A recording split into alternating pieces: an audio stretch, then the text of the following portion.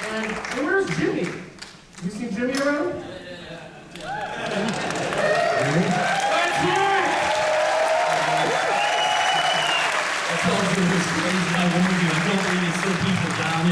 You guys are like the splash zone at SeaWorld. Does anyone vomit? Oh jeez, man. It's a good thing we didn't do it in 3D. Look at them, they're sort of like starry-eyed, everyone in the front here is going like, whoa. So, oh my god. I don't even know where to start because there's so much goddamn stuff going on in this movie. This is so unlike, I mean, this is precedent setting. I mean, in this film, you are Jackie Chan, you are Arnold Schwarzenegger, you are every action hero that we've seen doing everything you want to do, and then you're also referencing video games. I mean, so first you did the music video for your band, and was that, you didn't really intend to make a feature like this. Can you explain how the journey went from the music video to this? Sure. So we released the video on Timur, wrote on Facebook and said, let's get on Skype. I'm like, this is interesting. Explain who Timur is. Timur Bekmambetov is our producer, and he's also director of fantastic films such as Night Watch and Day Watch.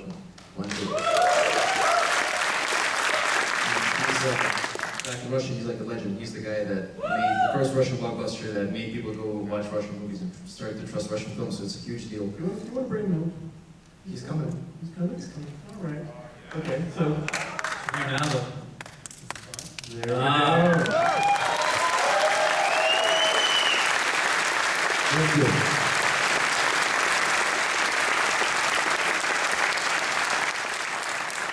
So you have a music video, and then... So Timur calls and says, we should do a feature. I'm like, no, it's a terrible idea. But I want to see 90 minutes in the theater. It's one thing in 5 minutes in a YouTube video, that's easy. But you don't get a call from Timur every day offering to do stuff. He's like, just think about it. I'm like, okay. And we're prepping a totally different movie, a very slow burn, intelligent spy movie. And we're like, well, we can knock this out of the park in 9 months. Like, yeah, 2.5 years later. And what Timur said that made me want to do this, he said, well, wouldn't you want to see a well-made p.o.v. film in the cinema? And I was like, actually, I really would. He's like, well, go make one. So, thank you very much, Timur. Thank you.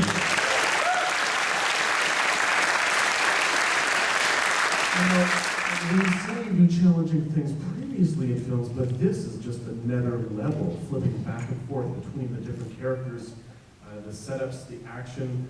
How did this young man get a hold of you, and what compelled you to agree to do Jimmy? The short film, Bad Motherfucker, can I say that? You're in Canada. That IIya made, they sent it to me, these guys got in touch with me. I knew Timur from before, we've been talking about some projects, and I just thought it would be different. You know, there's so few chances to do, I don't know, man, I'm like a real fan of film, and I kind of feel like film is kind of letting me down. Like, as this generation, I'm kind of, you know, I still go back to like Indiana Jones and Star Wars, and, you know, I feel like my kids are going to be like, what's your favorite movie? Batman? You know, it's like, who's your favorite actor? Thor? You know, like, who? The actor who played, not just Thor! You know, like, I just felt like we need something different. And you gotta just really take the bull by the horns and, you know, do something that's really crazy. So, okay, so what was the most challenging part of this? I mean, you've got car stunts, you've got gun stunts, explosions, like, there's so much going on. What was the easiest and what was the hardest? Question. Easiest? The dialogue? No, it's not easiest because it's a lot easier to shoot when you have coverage, you have cameras, you can do close-ups. With the GoPro, you can't really do a close-up because the actor becomes an elf. That's when it just grows out, or it's not an elf, a troll rather. So you have to be very careful. You can't get to convey motion on a single lens camera. It's wide camera, but 170 degrees. That was tricky. There actually was no easy things. I don't think there's ever an easy part to anything if you want to try. I'm not sort of searching for the easy thing. Like, from an acting point of view, it would be like the camera guy. You act, your co-star is the cameraman, or the stuntman, or the director at various times. That's who I'm playing against. And so I'd come up, and sometimes, you know, if it was IIya, he's got like 2 GoPros sitting like this, and he can actually frame. You can see, like right here where my hand is, he's looking at that. Then he's also looking, so he's framing, you know, as he goes, and his eyes are going from me to you the whole time. He's like, hey man, how you doing? You know, hey, good. And now you're acting with me, and my eyes are going like, you know. So I'm trying to not look at his eyes, because I've got to look at the lens just underneath his eyes, but his eyes keep going up and down. It's just very basic physical, you know, problems that we would come. And I was like, dude, you have to wear sunglasses. Like, I promise you, I'm concentrating, but it's reflex in my brain. When it sees the human eye do this, my eye goes up to your eye. Like, we can't do a movie like this. That was one of the gazillion things. It took us a week to figure out we should put glasses on. Yeah, it did. And it looked like a job. Oh, and move your eyes. Yeah. We'd like to bring the rest of our team that's here tonight. Okay.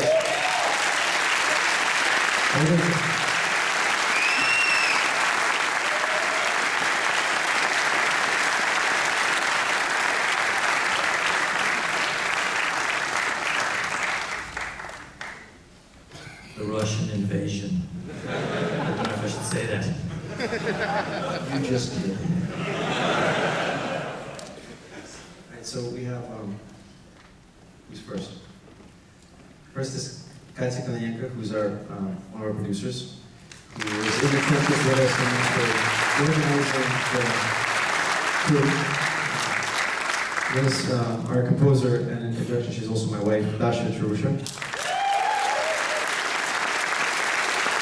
This was her first film she scored. And it took her 8 months because I made her redo everything 11 times. So, thank you.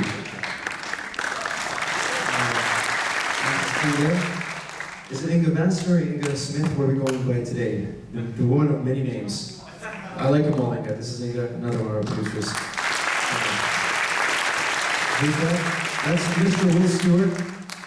You may remember him as Robbie, the guy who got killed by the door. The producer, helped a lot. One of our 3 DPs, Fedor Les. We had the hardest thing where we had to shoot the finale. It took us 2.5 weeks to shoot that big battle, and it was red, and it was dirty, and it was hard, and Fedor was sick the entire time. He had this thing like an inhalator, but he walked around. We're ready to shoot, and we all thought that he was stoned all the time, because it was always red, but he wasn't, and he made my life a lot of fun. Thank you. And last but not least, Alexei Alexeyev, another producer, co-producer. Also worked with that song to make it possible. Thank you very much.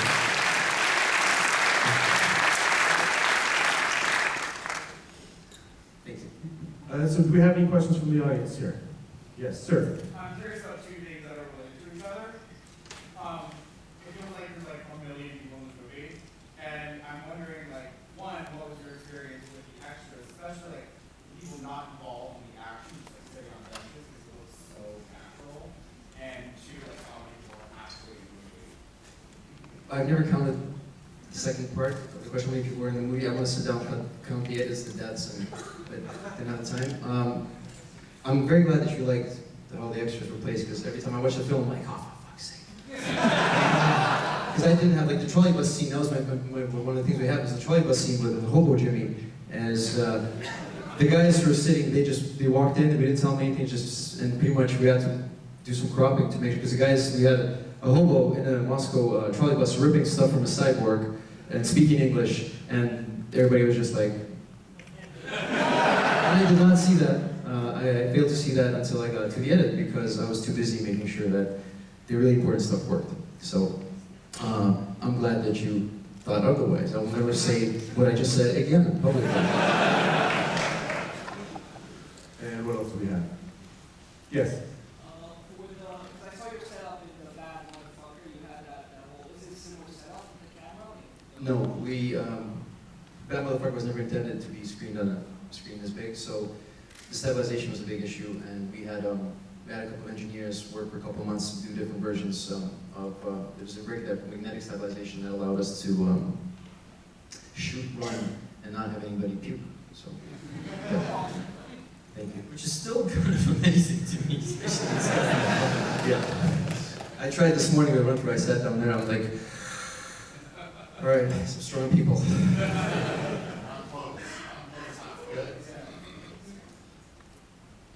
Who's best idea was the gratuitous musical number in the middle of it, which was thoroughly enjoyable by everyone. There was a lot of debate about that musical. There was significant conversation about whether it would remain in. It was, well, the conversation was, is it too indulgent? Probably. But we wanted to show all the characters in one room without fighting, because fighting is, we've had enough fighting by that point. Well, and I thought, what else is there? There's fighting and there's dancing, right? And singing. And we had a It's a very basic movie. Yeah, very simple stuff, yeah. So, yeah. If this gets a theatrical release, are you guys worried about getting a potential NC-17 for violence? I'm not. I've seen rougher films, and I'm sure you have too, with RAR. Because I think one important thing about this film, I'd like to think that at least that's how you guys felt as well, is that there's all sorts of this angry violence, there's mean violence, and then there's sort of comic book fun violence. I know when you rip Bacon's hands in two, that's not sort of fun violence anymore, but generally I think that someone was, what I was going for at least, was not to have it... It's very video game violence. I mean, that's the... Yeah, it was supposed to be lighthearted. Death and destruction and murder. It's a normal day in Russia and South Africa. They will be like, what? What do you mean? NC-17. It's like, what is that? Yes. Now, that's what this beautiful, magical night is all about. So right now, while we're here, outside, people are on their cell phones texting. There's a big, huge scrum because you guys were watching it with the audience here, but there was also probably around 50 people from the industry all watching it for their first time. So keep your eyes peeled for whatever the news is going to happen. That's one of the beauties of having a world premiere for Midnight Madness. All right.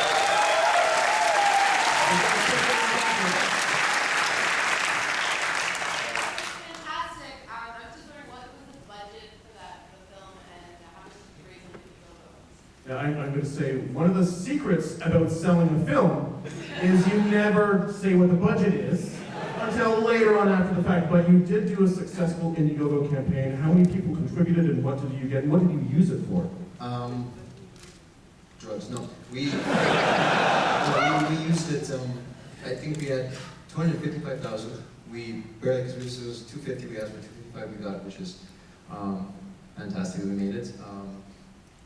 And that money did, I have to look at the books, but generally it went exactly where it should. Sound, music, a bit here, a bit there, drugs. And one thing I have to say, post-production, yeah. One thing I have to say is there was, I think after the mid-level perks, we promised special thanks to write in the credits. And when the credits came, we had 2 days to do the credits. And I was like, okay, I'm going to try and go through and get everything. Me and Inga were scrambling to get everything. And I did not have a chance to put every name like I promised. So for the theatrical release, we will have every name, and not just thank you for every poor contributor, but they will be there. So. And one of the perks were we had smashed GoPro cameras that were like... We had a few of those. Yeah. I think every kick to the head, the guy who played Yuri, he was also the stunt coordinator for the first third of the picture. Every time he did that kick to Henry's face, the guy who was playing Henry at that moment, Andre, he would get up and be like, oh, for fuck's sake, can we not break? Because it pretty much, like, he lost a tooth. Half a tooth. It's a chip, it's fine. But that's one important thing about the Nobody died. No, I'll go one step further. For a film that had 124 shooting days, 90 of them were stunt days, we have 5 stitches on a stunt guy's head, and we have that chipped tooth. So I think we did pretty damn well for a bunch of crazy Russians. For real. I mean, when you see the guy flying out of the bus, for example, it's kind of interesting because the GoPro and, you know, everything's happening so quickly that sometimes you obviously miss the action. But, I mean, the guy's going with the GoPro rig on fire. Everyone's on fire on the bus, and he's flying out of the window and just falling and running up to the nearest person and then still having to think about the frame. You know, it's difficult enough for a stuntman. It's like, oh, you gotta do it again, Yuri. It's like, you didn't look up, just put him out, you know. And then, seriously, it was insane. It was amazing to watch. One more here. Yes. So thank you. The bridge chase scene, How many shots did that take? How long did that take? Because that was probably the best scene. Thank you. I'll pass the message on to Sergey Barev, who's the shooter, and Andrei, who's the runner. The guy who played Steve Dimitri, by the way, is also a guy who shot about 2/3 of the film. So he was kind of like back and forth. If you're talking about what actually happened, to be honest, we were driving, we had a day of a guerrilla of like 4 or 5 people, and we were driving past the bridge, and one of the guys says, you know what, I used to run up that bridge when I was younger. When was that? It was like a year ago. Because the guys were like 24, 25. Everybody on the whole crew is like mid-20s, early 20s. I'd say about 70% of the crew, people who have never worked in film, but have been sort of in a little bit of commercials, a little bit of just working with me. And so we had a very young crew, which made it really easy because they didn't know that you couldn't get away with these things, and it just kind of. I remember the story about Goldeneye, the game was made. They had 7 people and didn't know that it could be made. It couldn't be made with 7 people, and that's why it got made the way it did. I was kind of always thinking, Goldeneye. But anyway, we were driving and they said, let's go to the bridge. I said, you sure? And the guys, okay. So we walked up and it's slippery, it's metal. It looks bigger in the screen than it actually was. The fall would have hurt, wouldn't have probably broken anything. But they got up and they did 3 takes, and I was sitting in a warm car with playback, and I'd be like, with the radio, they'd be like, okay, so how was it? I'm like, it's okay, you know, maybe better. And they're like, all right. And yeah, the guys really, pretty much every movie, everybody works hard, but the guys who shot as Henry, because I had to shoot at Henry, and I shot like the easy stuff, like I was talking to Sharlto, I shot the shotgun a couple of times. Those guys actually went and did Shot the girls. Yeah, I shot the girls. I need to do this shot. I need to do the shot, I need to frame it. Very close to the truth, yes. Don't throw the director under the bus. All right, I'm going to ask the final question. Which Jimmy was your favorite to play? You know, it's a real toss-up between the hippie and the colonel. I love the hippie. I love the idea of this, like when we came up with this, we were trying to decide who he was going to be, and he was going to be a biker or whatever. The hippie was created that morning because what happened, the tattoo guy showed up, he's supposed to be a biker. Yeah. And the guys couldn't do the bike, the tattoos were so terrible. We're like, fuck, we gotta come up with something, let's do something simple. What can we get? What can we get? And we're like, I don't remember if it was you or me, doesn't matter. It was Sharlto, he came up with it. He said, let's do a hippie, man. I'm like, okay, so we just put love on the fists, and we went out, and it was improvised. All the sort of the ego, the higher self. Yeah, I love that idea of like a hippie who's his whole thing is like he doesn't want to hurt you, you know? He just wants to like have everyone get along, but then when his ego kicks in, then he'll shoot you in the knees, and he'll be like, okay, I'm sorry, I lost it there, you know? Let's just talk again, like let me just go calm down, and let's smoke something. It was pretty crazy. It was wild. Yeah. All right, put your hands together for